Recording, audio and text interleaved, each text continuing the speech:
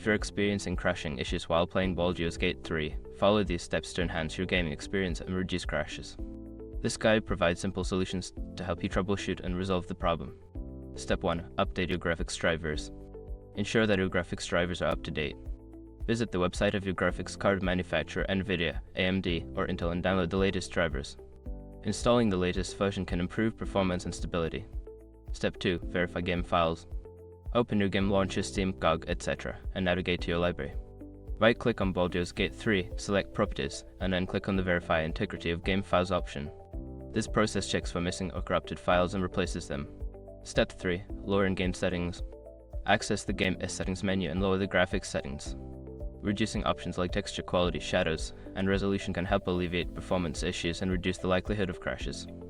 Step 4. Disable background applications. Close any unnecessary applications running in the background while playing. Programs such as web browsers, streaming services, or other games can consume system resources and lead to crashes. Use the Task Manager to end these processes. Step 5. Check system requirements. Ensure that your system meets the minimum requirements for Baldur's Gate 3.